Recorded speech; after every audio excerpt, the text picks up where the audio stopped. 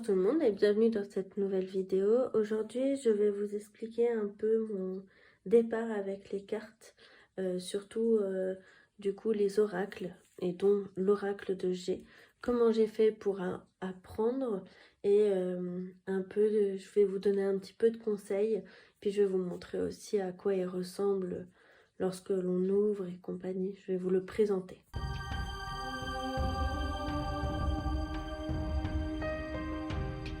Donc dans un premier temps, il faut savoir que j'ai commencé à tirer les cartes pour moi uniquement. C'est en décembre 2019 si je me trompe pas. C'est un moment un peu délicat pour moi où je sens que il y a des choses qui vont changer, il y a des choses qui sont en train de se modifier. Je souhaite à ce moment-là de changer d'appartement, de changer aussi un peu de travail. J'ai des visions où je me sens plus en phase avec tout ça et finalement je ne fais rien parce que je sens que les choses sont en train de se modifier, mais j'ai pas les mots et j'ai pas non plus un moyen pour le vérifier entre guillemets. J'ai pas de sûreté et du coup j'ai l'impression d'être un petit peu folle. Je me demande si je m'inquiète pas trop, si je surjoue pas trop non plus. Enfin, j'ai beaucoup de doutes, j'ai pas confiance en moi. Et du coup, automatiquement, je me pose tellement de questions que finalement, en fait, je m'arrête dans tout. J'ai tout gelé dans ma vie, je ne bouge plus et je suis complètement perdue. Et un jour, je tombe sur des vidéos sur Instagram en particulier. Alors, je ne me souviens plus de qui c'était, qui expliquait que les cartes l'avaient beaucoup aidé. Et du coup, j'ai eu envie de voir un peu ce que ça faisait si je le faisais moi-même. J'avais déjà consulté une ou deux fois une voyante et ça m'avait vraiment bluffé tout ce qu'elle avait pu dire. Encore maintenant, je pense qu'on va bientôt être à bientôt 10 ans et j'ai toujours des choses qu'elle a dit qui m'ont marqué et que je me dis ah bah ouais en fait ça se passe ou autre chose. Enfin voilà. Donc du coup je me dis bon, je vais essayer et je suis dans une recherche de oracle. Tarot à la base parce que pour moi les oracles ça n'existait pas, je ne savais pas que ça existait au moment-là et du coup je cherche. Sauf que le problème c'est que le tarot, je me rends bien compte que c'est extrêmement difficile. Vous avez énormément de cartes, vous avez les cartes majeures, les cartes mineures. Si les cartes majeures vont ensemble, ça veut dire autre chose. Enfin, c'est pour moi vraiment trop dur. J'ai pas envie de m'embêter tout de suite. Je suis pas encore sûre de moi. J'ai pas envie de me dire ouais ça va être comme ça et tout. Donc du coup je suis dans la recherche et un jour je découvre justement les oracles. Donc je cherche un peu la différence. Donc il faut savoir que les oracles c'est plutôt c'est pas un tarot. Le tarot, il est vraiment basé sur un nombre de cartes définies avec les arcades majeures et les arcades mineures. Et un oracle, c'est selon la personne qui le crée qui va en faire quelque chose en fait. C'est des cartes tout à fait aléatoires. On n'a pas de définition de cartes, le nombre de cartes et ainsi de suite. C'est vraiment aléatoire. Et donc là, je tombe sur l'oracle de G qui me parle sur le coup énormément, où je me dis bon, pourquoi pas. Après, je recherche d'autres, je vois, mais je me rends compte que les autres, ils sont beaucoup trop, soit spécifiques à quelque chose, genre par exemple à ma mission de vie, par exemple à l'amour ou autre chose, soit les autres, ils sont aussi peut-être un peu durs, un peu difficiles. Voilà. Je me dis, bon, bah, allons-y, je vais commander l'oracle de G. Et donc, du coup, je le reçois. Alors, bon, on va pas se mentir, on est en 2023, il a vieilli hein, et il a vécu.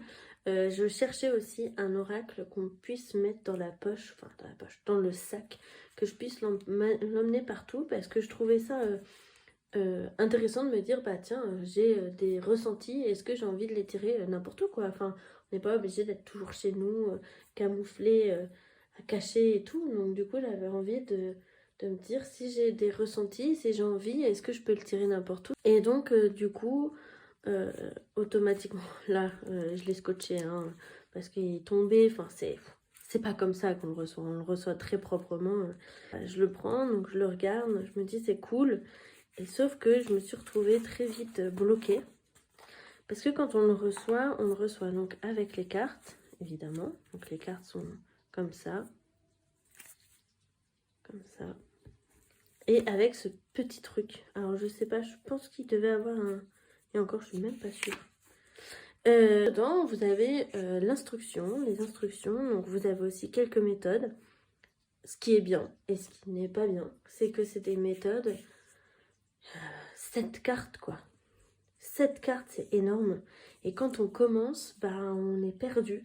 Parce qu'on... Enfin, moi, personnellement, je me suis dit, mais 7 cartes, il va falloir que je prenne à chaque fois que je relise, que j'arrive à comprendre. Enfin, là, vous en avez 33, donc c'est la méthode de la pyramide, méthode des 21 cartes, méthode du prénom. Après, attention, hein, ces méthodes-là, elles sont vraiment top. Elles aident bien, sauf que, bah, voilà, on a tout un texte, on n'a pas vraiment de dessin. Juste ici, on a un dessin, mais c'est tout, et c'est pour la pyramide. Enfin, du coup, j'étais un peu perdue. Voilà. Je me suis dit, comment je vais faire pour m'en sortir? Et donc après, on tourne et on a uniquement ça. Interprétation générale des cartes. Et donc là, on vous dit par carte chaque chose et avec des mots-clés. À l'endroit et à l'envers. En soi, c'est bien. Ça peut suffire. Sauf que voilà, c'est tout, quoi. Et après, on passe en onglet. Donc, c'est absolument tout. Et là, je me suis retrouvée un peu bloquée en me disant, mais ah ouais, ok, comment je vais faire pour réussir à avancer? Comment je vais faire pour trouver... parce que bon, quand on tire les cartes, ok, c'est général, c'est bien, mais quand on a envie d'un truc un peu plus précis, c'est un peu difficile. Je me suis fait ce petit carnet. Et là, c'est là où je vous dis... en conseil, quand vous commencez, que ce soit n'importe quel jeu, prenez-vous un petit carnet et notez-vous ce que vous pensez de la carte. J'ai mis le titre, le soleil, la carte numéro 1, si elle est positive ou négative, parce que ça, mine de rien, c'est quand même important. Ensuite, les mots-clés généraux que j'ai pu voir, soit dans le petit truc, soit aussi sur Internet, j'ai réussi à trouver en fouillant bien et ainsi de suite. On a aussi sur le plan personnalité, sur le plan sentimental, professionnel. Et ça, ce sont les mots-clés qui viennent de moi-même. En regardant la carte, je me suis demandé de quoi elle me parle, qu'est-ce qu'elle m'apporte, comment, qu'est-ce que je vois. Je vois un soleil, le soleil c'est le rayonnement. Là c'est quoi? C'est des pièces, il y a l'abondance qui arrive, il y a des choses positives qui arrivent et ainsi de suite. Et du coup j'ai noté. Après maintenant, par exemple, si je regarde maintenant entre avant et maintenant, c'est sûr que je noterai peut-être un peu plus de choses différentes. Mais sur le coup, bah voilà, c'est ce que j'ai noté. Et j'ai fait ça pour chaque carte. Donc vous avez 61 cartes et donc j'ai fait ça pour les 61 cartes. C'est long, très long à faire. Mais d'un côté, vous vous familiarisez avec l'oracle. D'un autre côté, vous mettez vos énergies dans cet oracle automatiquement.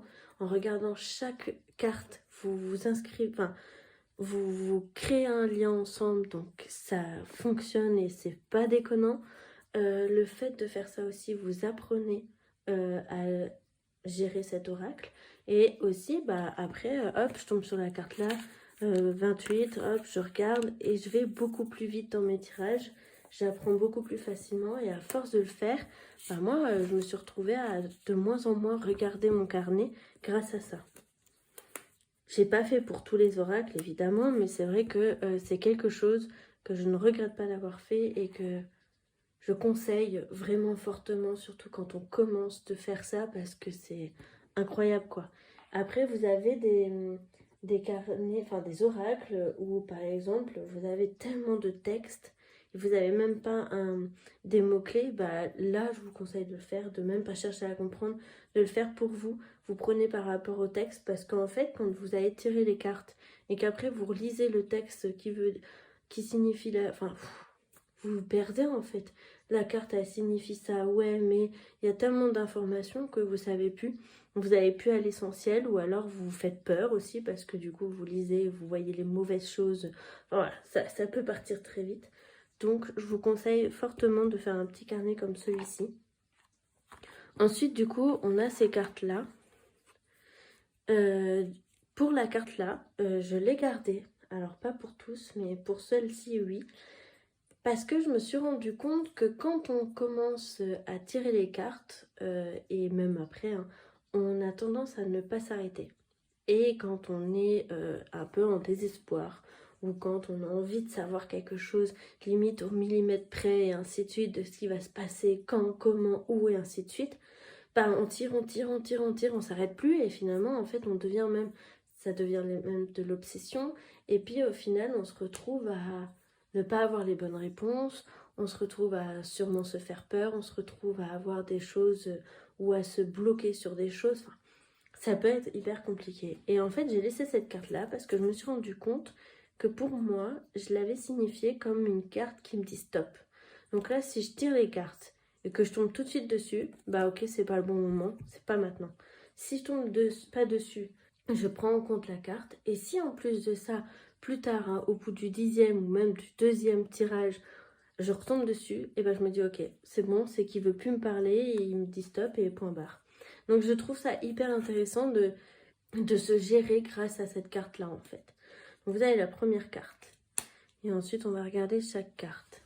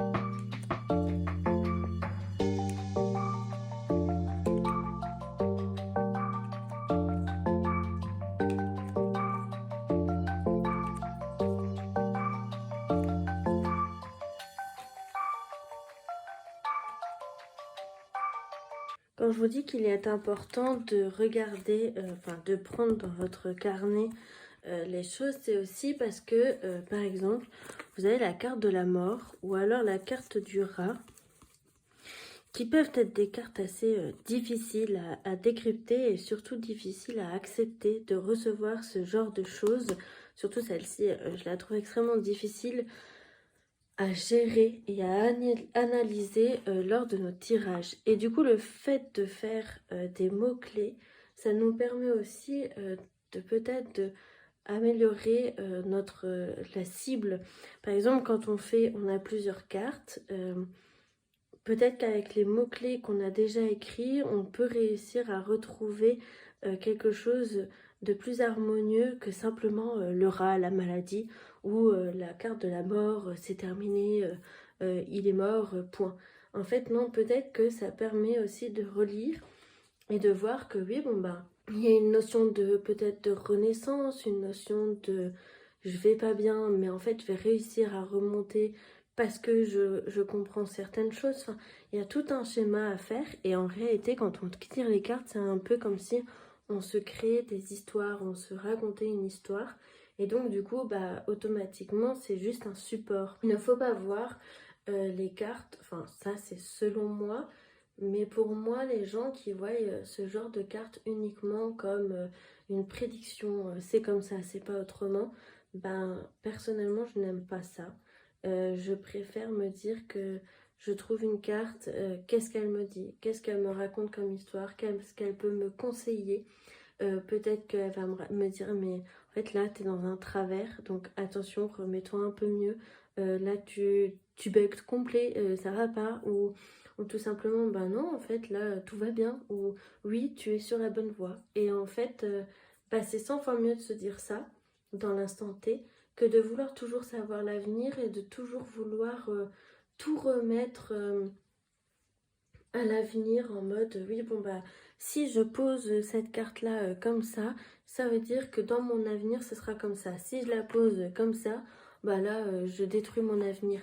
Pour moi c'est pas exactement ça. Il y a des choses qui m'ont bluffé, je dis pas hein, parce que j'ai déjà écrit des choses où quand je retourne dans mon carnet je me dis ouf, ah ouais quand même, genre ouais j'avais raison, je voulais pas le voir, je l'ai même omis pour la plupart du temps. Puis finalement après je me dis j'ai un carnet de tirage. Le truc, c'est que bon, c'est tellement personnel que je ne peux pas vous le montrer. Mais c'est un carnet où ça fait plusieurs mois que je n'ai pas mis le nez dedans, mais où quand je sens que ça devient trop difficile pour moi, ou quand je sens que j'ai besoin d'écrire et de mettre des mots sur ce que je ressens, ou mes peurs de l'avenir, ou mes craintes, ou autre chose. Enfin, du coup, automatiquement, je vais me faire un tirage et j'écris. Déjà, j'écris aussi les cartes sur lesquelles je suis tombée. Et ensuite, j'écris ce que je analyse moi. Et des fois, ça m'est déjà arrivé à plusieurs reprises, c'est que ben, je suis dans la négativité, je ne suis pas bien. Et le fait d'écrire les cartes sur lesquelles je suis tombée, plus tard, je relis et je me dis, ouais, mais en fait, non, c'était pas ça, c'était ça. Et en fait, la plupart du temps, les cartes, ben, on s'y retrouve, mais par contre, pas spécialement dans ce qu'on a pu lire, parce que ça va dépendre de nos énergies, de notre mood, de nos sentiments, enfin voilà. Du coup, ça je peux pas vous le montrer, mais c'est vrai que avoir son petit carnet en mode petit carnet de sorcière, j'écris les cartes sur lesquelles je tombe, faire tout un petit truc comme ça, c'est plutôt pas mal, ça aide. Ça aide aussi à apprendre et puis ça aide aussi à gérer les choses, peut-être aussi à mieux comprendre parce que des fois automatiquement quand on, bah, comme je vous ai dit juste là, je suis dans la négativité, je vois que l'horreur et puis en réalité un mois plus tard je relis et je me dis mais les cartes elles avaient raison et en fait j'aurais dû voir ça autrement et du coup ça oblige aussi notre cerveau de comprendre que c'est pas toujours rigide et c'est pas toujours c'est comme ça et pas autrement. Du coup voilà pour cet oracle là. J'aime beaucoup. Sachez quand même que, bon, on est en 2023, je les tire pratiquement tous les jours pour tout le monde. Euh, elles ont, enfin, oui, elles ont vieilli, et sincèrement, elles sont hyper belles encore, quoi. Et c'est une bonne qualité, je ne regrette absolument pas d'avoir pris ces cartes-là pour premier oracle. Il faut savoir que c'est un oracle qu'on utilise essentiellement pour ce qui est instanté à 3 mois, pas au-delà. Après, on peut demander, il fonctionnera quand même, mais c'est plutôt un oracle qu'on utilise vraiment pour l'instant T, pour, euh, pour maintenant en fait, et pas dans l'avenir. Il y en a d'autres, par exemple l'oracle de Béline, celui-ci il est plus à 3 mois et au-delà. On peut l'utiliser dans l'instant T, et je l'utilise dans l'instant T, mais c'est un oracle qui se diffuse et les énergies peuvent se décaler. Alors que celui-ci, il est plutôt vraiment dans... Autant pour faire dans les 3 mois au-delà, je suis moins dans la fiabilité, j'ai l'impression. Après, c'est peut-être que moi, mais c'est mon impression. Alors du coup, je préfère vous en parler. En tout cas, j'espère que cette petite vidéo vous aura plu. Je vais essayer de faire des vidéos où je vous présente mes oracles au fur et à mesure, comme ça. Déjà pour le plaisir, pour vous montrer, parce que je trouve que c'est important. Et puis aussi, si je peux vous donner des conseils au fur et à mesure, comme celui-ci, ben, je trouve ça chouette. Moi, j'aurais voulu avoir ça quand j'ai commencé, donc je me dis pourquoi pas. Si cette vidéo vous a plu, ben dites-le moi en commentaire. Si vous avez des questions, n'hésitez pas à me les poser en commentaire et je les reprendrai dans les prochaines vidéos. Si vous avez envie de voir un oracle en particulier, vous pouvez me le dire. ou un tarot aussi. Je ferai bien sûr les tarots aussi, mais un peu plus tard.